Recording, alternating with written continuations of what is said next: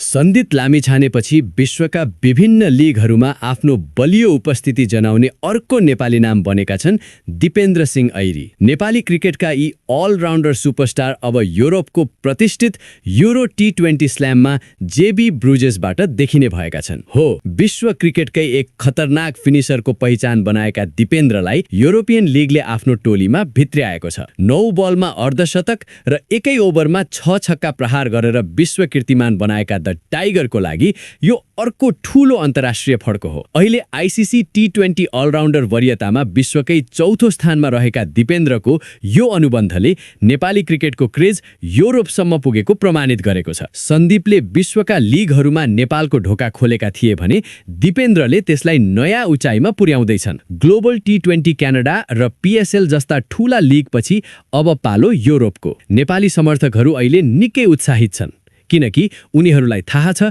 जब दिपेन्द्र क्रिजमा हुन्छन् रनको वर्षा निश्चित छ। नेपाली क्रिकेटको शान दिपेन्द्र सिंह ऐरीलाई यो नयाँ यात्राको लागि धेरै धेरै शुभकामना।